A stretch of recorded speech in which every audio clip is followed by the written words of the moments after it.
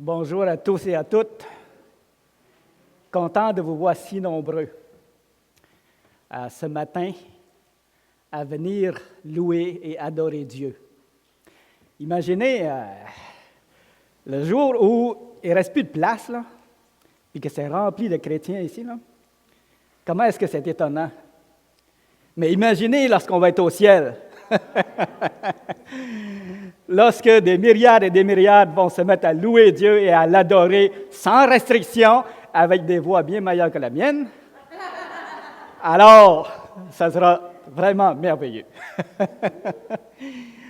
Alors, j'espère que vous avez de la joie dans vos cœurs ce matin et que le Seigneur vous a touché à travers les chants et les prières, parce que c'est, pour moi, des fois, c'est les chants et les prières qui me touchent plus que le message encore. Je vous le partage. Puis, je me souviens, il fut un temps où je ne cessais de chanter à l'assemblée, à la maison, tout ça. Puis, mais maintenant, je ne peux plus faire ça parce que je m'étouffe. Je suis rendu vieux.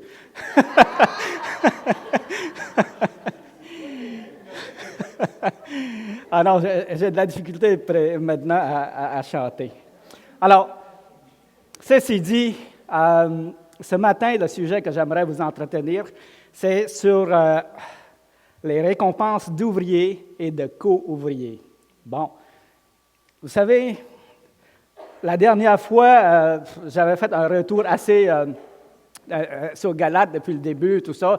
Je voulais faire un grand retour là-dessus parce que je me suis dit, on va se repartir dans Galates, puis je vais vous entretenir là-dessus pour un bon bout de temps. Mais là, la semaine dernière, notre frère Sylvain a apporté un message qui parlait... Qui se souvient de ce qu'il parlait? Ceux qui étaient là. Il parlait de faire le bien. Il parlait des missionnaires. Puis d'accueillir les missionnaires. OK? Puis notre frère nous a exhortés, nous a insisté pour qu'on accueille les missionnaires. Puis là, je me suis dit, ça m'a parlé, puis je me suis dit, hey, je veux ajouter de quoi? Je veux, le prochain message, compléter le message de mon frère, puis appuyer son idée, puis parler des récompenses d'ouvriers et de co-ouvriers qui se rattachent à ça. Donc, aujourd'hui, on va laisser Galates de côté pour l'instant et on va regarder ça ensemble. Avant, on va demander au Seigneur de nous diriger. Grand Dieu Tout-Puissant, Seigneur éternel, nous sommes bien heureux de t'appartenir, Seigneur, et de connaître ta parole, parce que ta parole est la vérité. Et qu'en elle, on trouve la vie, Seigneur. Merci de ce que tu t'es révélé à nous. Merci de ce qu'on peut dire qu'on est tes enfants aujourd'hui, Seigneur. Et qu'un jour, on te verra face à face. Et pour l'instant, on aimerait œuvrer à ton œuvre, participer à ta mission, parce que c'est une mission que tu as donnée, Seigneur, pour bâtir ton Église, évangéliser le monde. Et tu as envoyé des messagers pour ça, des ouvriers pour ça, Seigneur. On veut faire partie de cette œuvre-là, Seigneur. Alors, guide le message et viens nous parler à notre cœur, Seigneur. Je te prie. Amen. Quand on parle de récompense, des fois, on se fait une idée, OK? On se dit que, on regarde les gens, on regarde les serviteurs de Dieu, puis là, on dit, lui, il est actif. Très actif, il fait beaucoup de choses, il fait de grandes choses pour le Seigneur. Bien, lui, probablement, il va avoir beaucoup de récompenses, des grandes récompenses pour le Seigneur. Puis, c'est normal de penser ça, certainement, parce qu'on ne peut pas juger ce qu'on ne voit pas. on peut juger ce qu'on voit, mais on peut être surpris des fois. On peut être surpris. Parce qu'il y a des œuvres qui se font en secret qu'on ne voit pas. Des gens qui vont passer des heures à prier, qui vont qui vont supporter un missionnaire ou un pasteur, un évangéliste, des choses qu'on ne voit pas, mais que le Seigneur va récompenser abondamment dans le ciel. Vous savez, on peut être très surpris lorsqu'on va arriver en haut de voir les récompenses les uns des autres. Pensez à Matthieu 20, lorsque le Seigneur avait enseigné sur la parabole des ouvriers loués à différentes heures.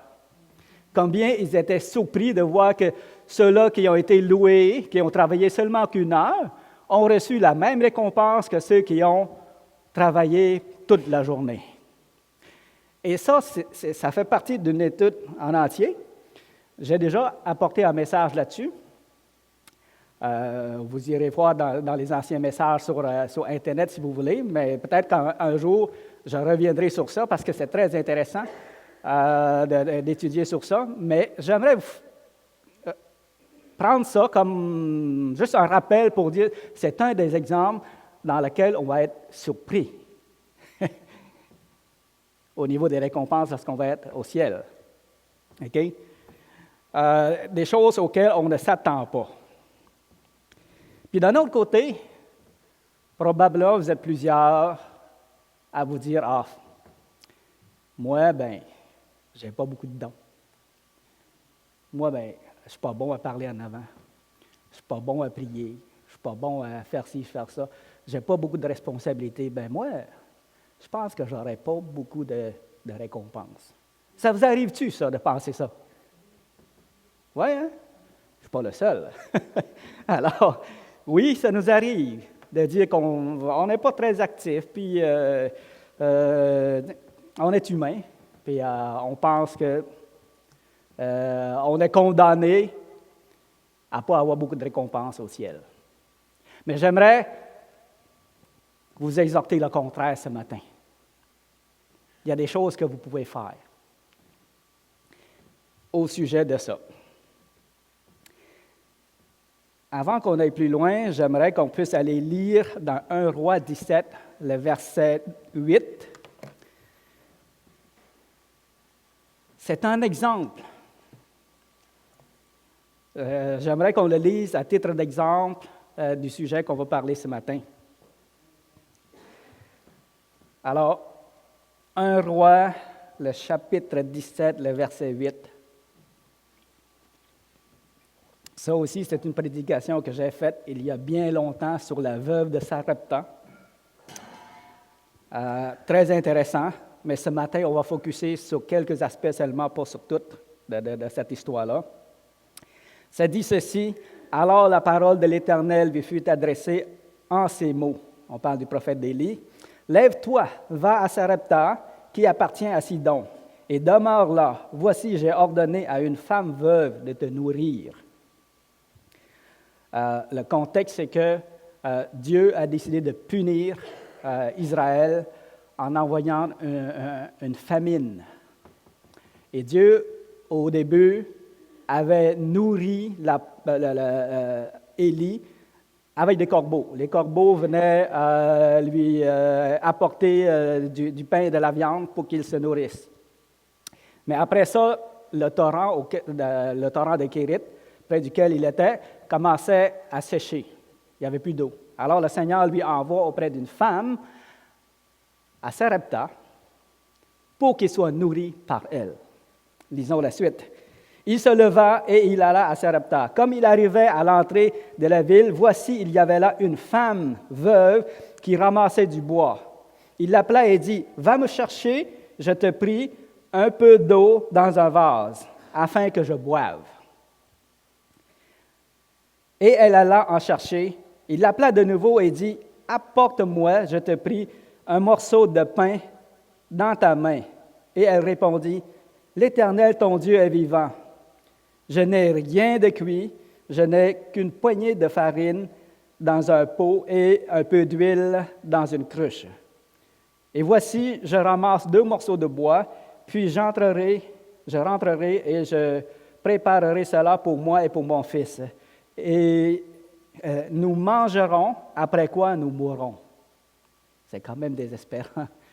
Elle s'apprêtait à préparer son dernier repas, manger avec son fils et mourir avec lui par la suite. Triste, hein? Élie lui dit, « Ne crains point, rentre, fais comme tu as dit, seulement prépare-moi d'abord avec cela un petit gâteau et tu me l'apporteras et tu en feras ensuite pour toi et pour ton fils. » Comprenez l'accent qui est mis ici. Tu n'as rien, tu n'as qu'une poignée de farine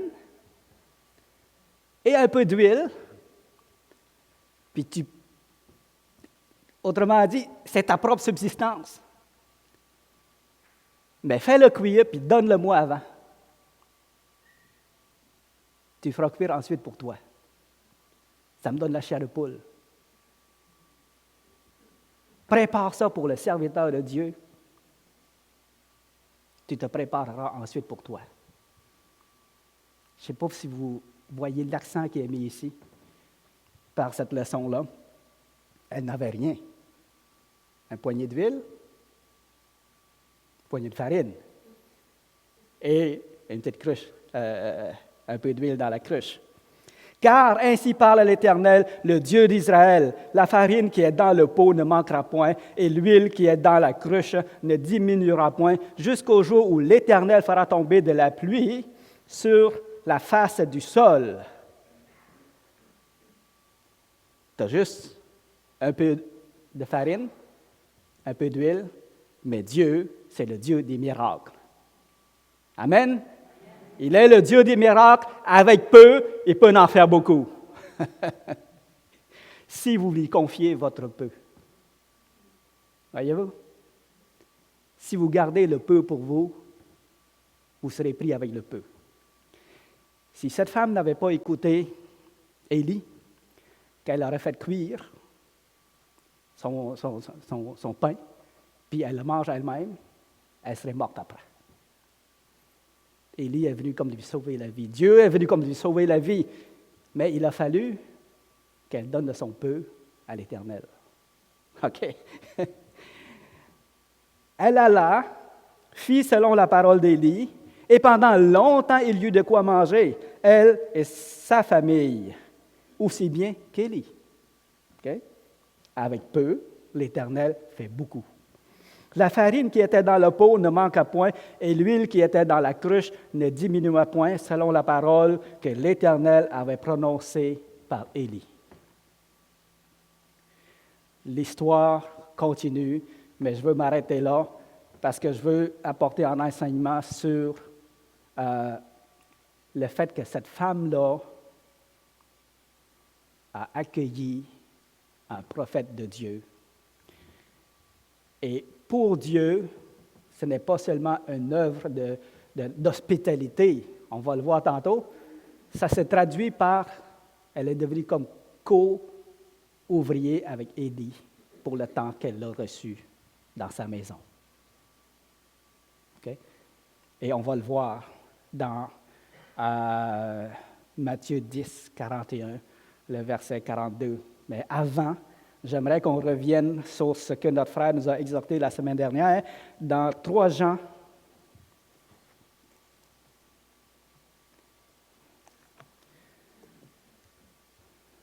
Le 3e épître de Jean,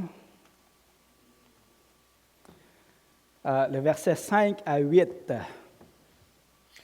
Jean, effectivement, nous exhorte à accueillir des ouvriers de Dieu. Bien-aimé, tu agis fidèlement dans ce que tu fais pour les frères, et même pour des frères étrangers, lesquels ont rendu témoignage de ta charité en présence de l'Église. Tu feras bien de pourvoir à leur voyage. Ici, on parle de pourvoir à leur voyage, d'une manière digne de Dieu, autrement dit, en qualité de serviteur de Dieu. Supporte-les. Car c'est pour le nom de Jésus-Christ qu'ils sont partis, sans rien recevoir des païens. Nous devons donc accueillir de tels hommes afin d'être ouvriers avec eux pour la vérité. Alors, accueillir de tels hommes, revient à dire que vous êtes co-ouvriers avec eux.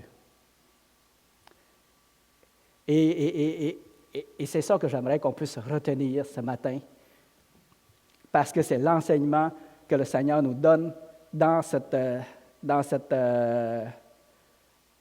versets-là. D'ailleurs, notre frère nous a expliqué la semaine dernière. Et ce qui est intéressant, c'est qu'il nous a mentionné que l'Assemblée supporte 2 missionnaires. Denis Maisonneuve, on a vu la voiture tantôt. Alors, vous faites bien de supporter un missionnaire comme ça. On a vu le don de 780. Il y a aussi Mélodie Francis, alors un autre missionnaire que l'Assemblée supporte. Et il y a d'autres personnes qui supportent d'autres missionnaires également sans qu'on le sache. Gloire à Dieu pour ça. Voici dans Matthieu 10, le verset 41. Qu'est-ce que le Seigneur nous apprend là-dedans? Un sujet qu'on ne parle pas souvent, mais que j'aimerais qu'on puisse y réfléchir là-dessus. Verset 40. Celui qui vous reçoit me reçoit. Celui qui me reçoit, reçoit celui qui m'a envoyé. Ici, le Seigneur parle vraiment de le recevoir comme Seigneur et Sauveur. Mais par la suite, là, il va parler vraiment des récompenses lorsqu'on reçoit un homme de Dieu. Celui qui reçoit un prophète en qualité de prophète recevra une récompense de prophète. Est-ce que vous l'avez bien lu comme moi? Celui qui reçoit un prophète en qualité de prophète recevra une récompense de prophète. Celui qui reçoit un juste en qualité de juste recevra une récompense de juste. Et quiconque donnera seulement un verre d'eau froide à l'un de ses petits parce qu'il est mon disciple, je vous le dis en vérité, il ne perdra point sa récompense. Quand on lit ça, là, Dieu est très généreux dans les récompenses. OK? Dieu est généreux. C'est la première constatation que je vois et que j'ai toujours vue dans ça. Mais l'enseignement va bien au-delà. Ça dit, celui qui reçoit un prophète comme étant un prophète recevra une récompense de prophète. Cette parole est-elle encore valide aujourd'hui? Oui. Oui. C'est quoi recevoir un prophète? Qu'est-ce que ça veut dire? Oui, ça peut être quelqu'un qui annonce l'Évangile, mais dans le contexte de l'époque, c'est quoi? Oui. Oui, mais ce que j'aimerais dire, c'est que comme la veuve de Sarepta, elle a reçu Élie, n'est-ce pas? Alors, elle l'a accueilli. Puis, elle a fait à manger à Élie. Elle a comme servi. Elle a reçu un prophète. Donc, elle l'aide dans son œuvre. Elle l'aide dans son œuvre. À cette époque-là, la façon de contribuer à l'œuvre d'un homme de Dieu, c'est bien de le recevoir, de le loger, lui donner un toit, et ainsi de suite. Parce que dans ce temps-là, figurez-vous donc, il n'y avait pas de compte de banque, de virement automatique, ou de chèque, ou de choses qu'on peut faire comme aujourd'hui pour supporter un homme de Dieu.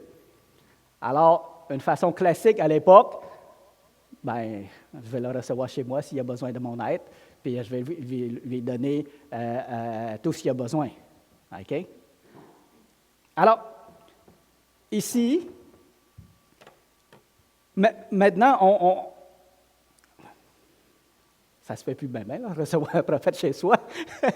Mais il y a d'autres manières de le recevoir, parce que recevoir veut dire aider, veut dire supporter, veut dire, même plus loin devant Dieu, veut dire participer à son œuvre.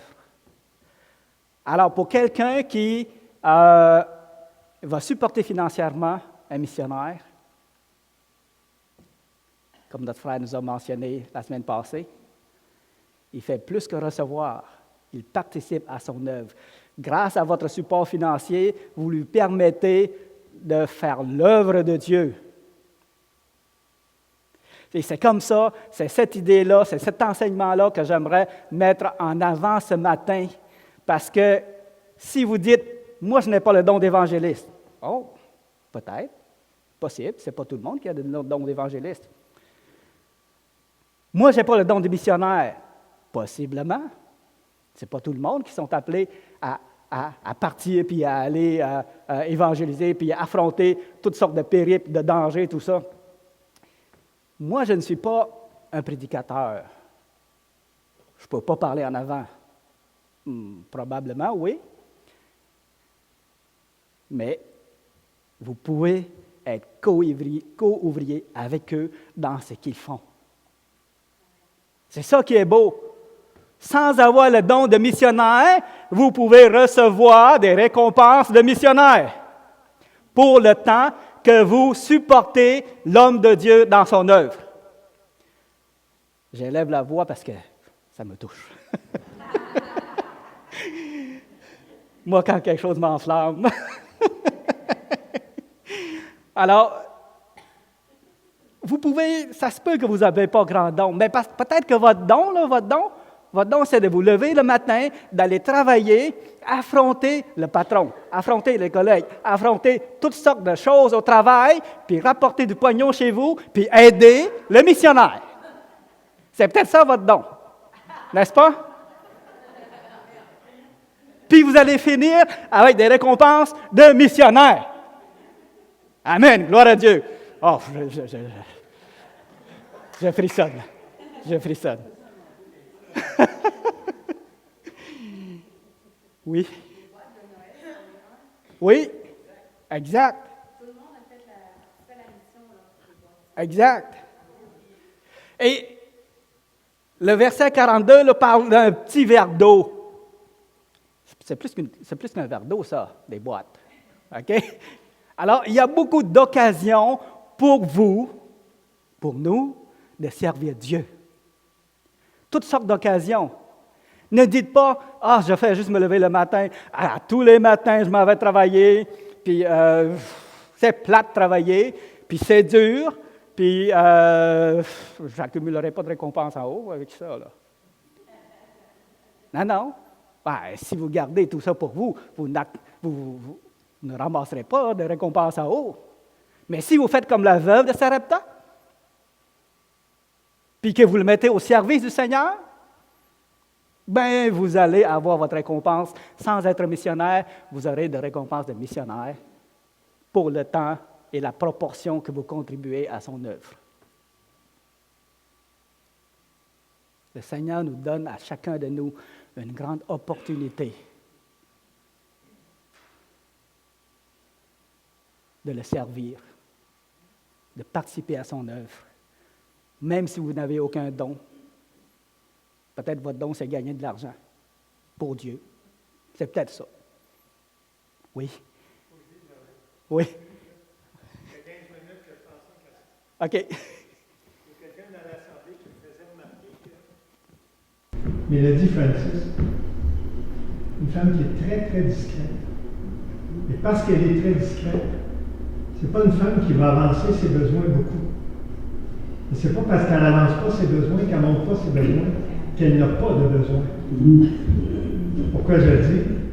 Parce que là, peut-être vous regardez Brigitte et Denis Maisonneuve, puis vous dites, « Ah, eux autres, ils ont besoin. » On les voit, on entend parler, on reçoit des lettres. C'est pas parce qu'on ne reçoit pas de lettres que l'autre personne est moins travaillante dans son œuvre. C'est juste ça que je voulais dire. Amen. Merci pour votre intervention.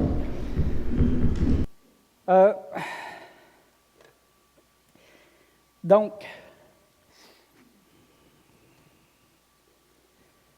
j'aimerais, suite à ça, vous partager ce que M. William MacDonald a écrit concernant ce verset-là. Vous savez qu'il y a un gros livre qui s'appelle « Le commentaire de William MacDonald concernant sur tous les versets du Nouveau Testament. Il y en a fait même un pour l'Ancien Testament. Et pour ce verset-là, là, Matthieu 10, 41, voici ce qu'il a écrit. Je pense qu'on peut l'afficher. Peux-tu l'agrandir? Agrandir puis scroller. Oui.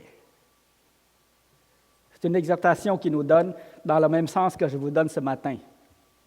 Les Juifs considéraient la récompense de prophète comme étant la plus élevée. En effet, si le roi gouvernait au nom du Seigneur, si le prêtre officiait au nom du Seigneur, le prophète, lui, était envoyé par le Seigneur pour instruire à la fois le prêtre et le roi.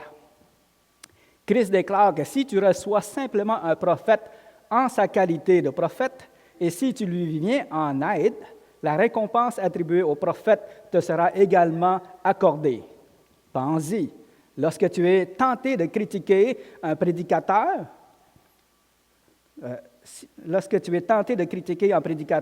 si tu l'aides et l'encourages à parler pour Dieu, tu recevras une récompense, une part de sa récompense. Je pense que je l'ai mal lu, hein? OK. Mais si tu es une entrave au bon fonctionnement de sa mission, tu perdras ta récompense. C'est une noble tâche que d'aider quelqu'un qui s'efforce d'agir bien. Ne fais pas attention à son habillement, à son attitude, à ses manières ou à sa voix. Moi, je pense que je n'ai pas une si belle voix que ça, là. Mais demande-toi si, derrière ces choses extérieures, il n'y aurait pas un message de Dieu pour toi. Et si cet homme n'est pas un prophète envoyé par Dieu pour ton âme. Dans l'affirmative, reçois-le, honore sa parole et son œuvre et partage sa récompense. Amen. Alors, je voulais juste vous partager ce que lui avait écrit comme commentaire pour ce verset-là. Donc, j'aimerais qu'on termine avec cet exemple-là pour revenir à l'exemple de la veuve de Sarepta. Maintenant, vous avez compris que c'est avantageux de supporter un serviteur de Dieu, qu'il soit missionnaire, évangéliste, prédicateur et ainsi de suite. J'espère que vous êtes d'accord. J'espère que vous voyez l'avantage de tout ça. Mais maintenant, vous pouvez vous dire, « Ouais, mais je n'ai pas grand-chose à donner. Je ne suis pas riche, là. J'en ai juste pour vivre. » À la veuve de Sarepta, elle avait juste pour vivre aussi. On l'a dit tantôt. Mais va, fais ce que tu dis, prépare le gâteau, donne-moi avant, tu t'en feras un pour toi ensuite. Amen.